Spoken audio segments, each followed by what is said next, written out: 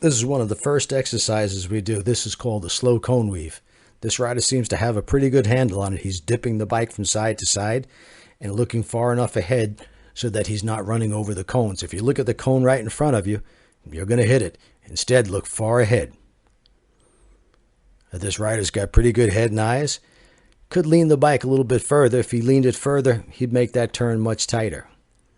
The entire time, you got to be in the friction zone. Got to have a little bit of pressure on the rear brake. That helps to stabilize the motorcycle at low speeds. And you got to get that bike dipping from side to side. That dipping motion makes every low speed maneuver you ever perform much easier. Now watch this rider. He gets into the U-turn portion. By the way, it's at 27 feet right now. As he makes the turn, he's going kind of slow. And then he looks at the place he doesn't want to go, which is at the cone. And he, of course, hits it. In a U-turn, you want to look over your shoulder like an owl. This rider's got a motorcycle with a short wheelbase and a short rake, and it's pretty easy for him. The shorter the wheelbase, the shorter the rake, the more nimble the motorcycle. This rider's starting to get the hang of it. He could be more aggressive, a little bit more speed. He leaned it pretty good there, made it in under 27 feet. That's what we have measured out here. That's good.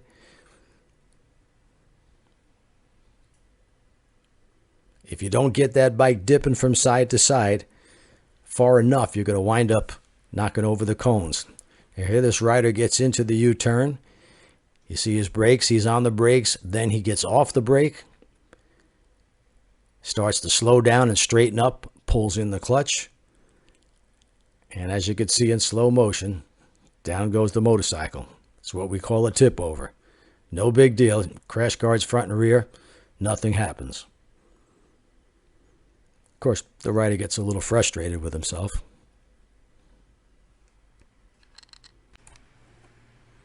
This exercise is called the offset cone weave.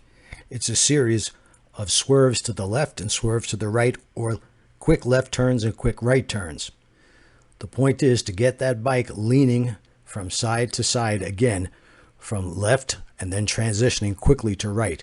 This rider is doing what we see this all the time. He's going too slow. His brain is saying go as slow as possible. By going too slow, it's almost impossible to lean the bike and feel a transition. He's doing his best to keep the bike as straight up as possible. He's fighting what the designer of the motorcycle wanted the bike to do. And it's very common. Speed through here should be 10 to 12. He's probably going about 6. Now here's exactly what it should look like. Speed through here is about 10 to 12 miles per hour. No sooner does the bike turn left than it's got to turn right. It's turning in one direction or the other. There's no straight part to this, and you should feel that bike transition. This is going to help you out on the road when you have to avoid an obstacle. Got to learn to swerve.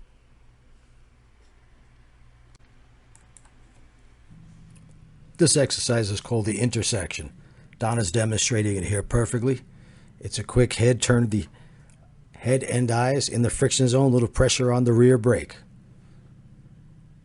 Now this is about an hour or so into the class, and the riders are starting to take the instructions a little bit better. They're losing some fear. The intersection could also be called a four-leaf clover or an iron cross. No sooner do you get into the leg, make your U-turn, turn your head quickly, and look for the next green cone.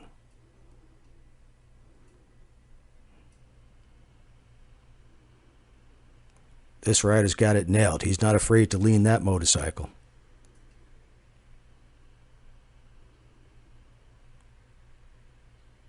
This rider's just a bit tentative, but he's not doing too bad. Unfortunately, he's not using his rear brake. He's just using the clutch and throttle. That makes it more difficult. The rear brake is a little helper, helps to control the speed, and helps to stabilize the bike at low speeds.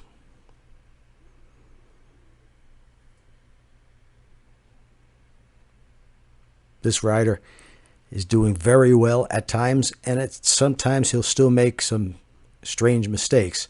He just needs a little consistency, and the only way to get consistent is to practice more. The more you do it, the better you're going to get at it. And these are perishable skills. If you take this class and then you leave and never practice again, you'll revert right back to where you were before you started. This rider has a good idea how to use the clutch and throttle. Unfortunately, he keeps straightening up the bike right in the middle of the turn and looking where he shouldn't, which is the opposite side of the U-turn. Never look at that opposite side. If you look at it, chances are you're going to hit it.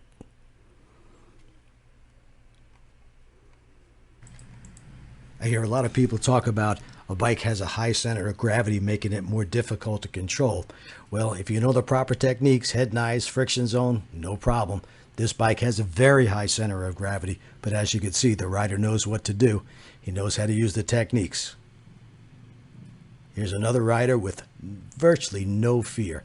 This rider practiced prior to coming to the class using my videos, and as you can see, he's executing it perfectly, using all the space available, and he has no problem. He turns his head and eyes, uses the friction zone, little pressure on the rear brake, and makes it through easily.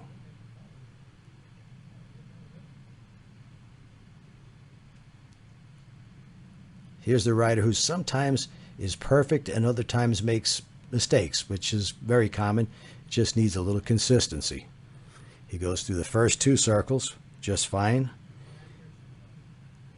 Now watch what happens as he gets into the last circle. This one is 24 feet. Cut himself short.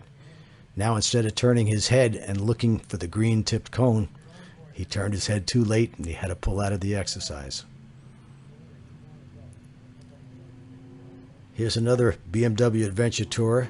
I think this is the 850, and this bike also is said to have a high center of gravity. But this little girl is handling it just fine. She knows the techniques, head and eyes, friction zone, a little pressure on the rear brake, and she could care less about the center of gravity. It's all technique. Till next time.